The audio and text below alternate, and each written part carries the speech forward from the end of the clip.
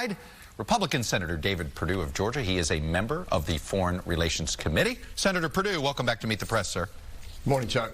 Let me start with the basic this week. You said this week that the Senate should not consider new evidence. There's a lot out there with Lev Parnas. Why not?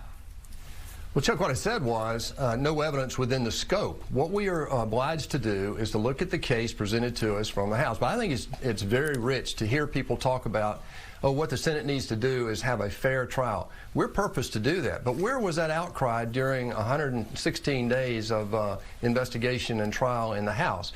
What we're proposing to do right now is exactly what we did during the Clinton hearing, and that is to hear both sides present their cases. We can talk about how long that might take here in a minute. And then let every senator ask a question or several questions.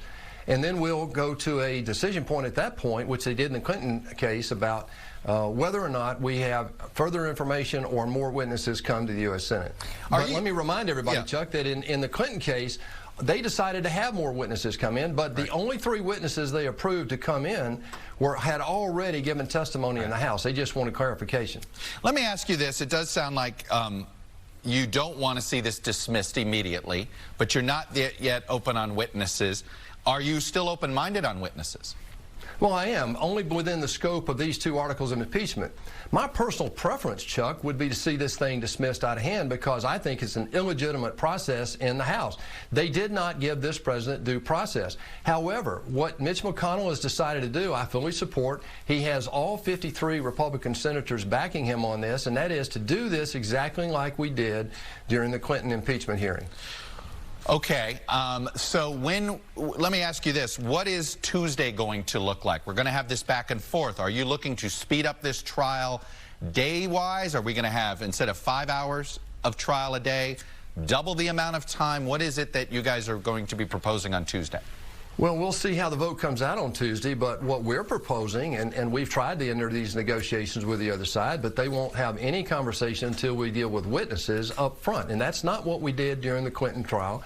And so what will happen Tuesday is Mitch McConnell will put forward his proposal. We'll have a vote on that.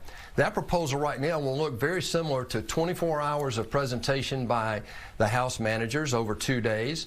Then 24 hours of presentation by the president's team over 2 days, and then 16 hours of questions submitted by the members in writing to the Chief Justice. The Chief Justice decides whether or not they get asked and how they get asked and what sequence. And then we have, at that point, the opportunity to do exactly what we did after Phase 1 in the Clinton trial, and that is to decide where we go from here. Do we have more witnesses? Do we need clarification? Whatever. Those motions will be done then. That's our proposal. Why shouldn't the Senate hear from Lev Parnas under oath? This is somebody who is an associate of Rudy Giuliani, who was at the center of this. Why not have the United States Senate put this man under oath and hear what he has to say? Again, secondhand information. This is a distraction. This is a person that's been indicted right now. He's out on bail. He's been meeting with the House Intel Committee. If the House felt like this information was pertinent, I would think they would have included him in this, in his testimony in this. How is it secondhand? He was in Ukraine. He was doing the bidding. He seems to have some material evidence that might be helpful in connecting some dots. Well, that's the deal he's trying to make to get his sentence reduced. I'm not sure he does at all, personally. Why do you think folks like Mr. Parnas end up so close to the president? Well, I don't know. And the president says he doesn't know who he was. He wasn't close to the president at all. I don't accept that at all. Look, let's put this in perspective. Why did he get so close to Rudy Giuliani? Why is it Rudy Giuliani bringing some people like him so close to the president? Does that bother you? Well, what he was trying to do was get access into the government of Ukraine, and that was one way to do it. But let's put this in perspective, Chuck. The headlines of the Washington Post on the day President Trump was inaugurated said that the campaign to impeach this president has already begun. This is an impeachment looking for reasons. They want to undo the 2016 election and, in fact, the 2020 election, I believe. So I really think that what happened in the House was not a fair trial. It's illegitimate because of that. They denied due process to the president. We're going to try now to have a fair trial in the Senate. Can you imagine, Chuck, if in the Senate we were to not allow the House managers to present their side of the case, that we would make the decision and we could vote this with 51 senators?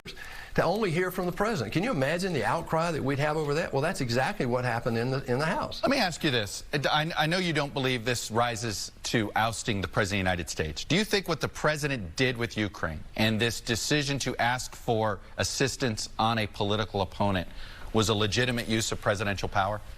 Answer this, Chuck. The President of the United States is responsible for rooting out corruption. We're giving money to a country that we are afraid is going to the wrong people for the wrong reasons. He is asking for help to root out this corruption. He asked President Zelensky to actually talk to the Attorney General about it. You can characterize that as talking about a political opponent. What he's talking about is an American citizen that was potentially involved in corruption. That's what this president was doing on that phone call. It was a congratulatory phone call. In 2014, if President Obama was calling Hong Kong or calling governments asking about you and your business career and your time living in foreign countries, going, this guy wants to be a United States Senator, we just want to make sure he's on the up and up, would that be a legitimate use of presidential power? That's a totally improper characterization. What happened here was there was evidence of potential corruption, and what the president was actually following up on was that. But I think I come back to this as well. It seems to me that what we're talking about here are the details, but we have people no less than Jonathan Turley, who testified in the House. He's a constitutional law professor at your alma mater there at George Washington. He said that neither of these articles rise to the level of impeachment, and they have. But besides that, they have not proven either one of these in the House case, and we'll see when they present it to the Senate next week. But let me ask you this: How would you present? Jeff Flake wrote it this way. Your former Republican colleague from Arizona, Jeff Flake, a former senator.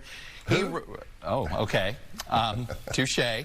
But he said he basically wrote in an op-ed: if President Obama did this exact same thing, would you be sitting here as comfortable defending what he did as you are President Trump?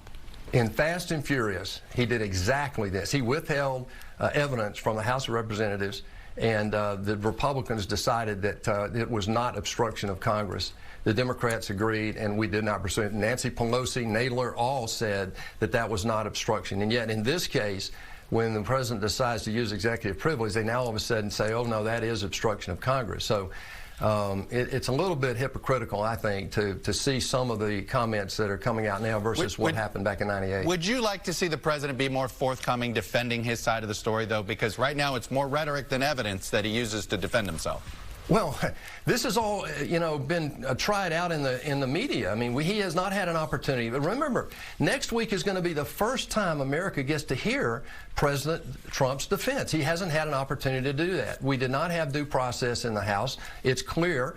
And so now for the first time, we're going to have that. It's ironic to me, Chuck, that with all the success we had last week with the China trade deal and the USMCA being passed in the United States Senate, that this overshadows all of that, and yet we have not heard the president's defense. How was the president, though, denied due process if he denied witnesses going in front of the House that might have had exculpatory evidence? He used executive privilege to protect the presidency. That's his power under the separation of powers principle. And every president has used that.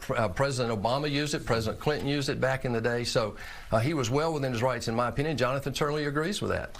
And I have a feeling the debate about executive privilege is going to be one we're going to hear a lot about, perhaps, over the next couple of weeks as everybody has this debate. Senator David Perdue, Republican from Georgia, thank you for coming on and sharing your views, sir. I appreciate it.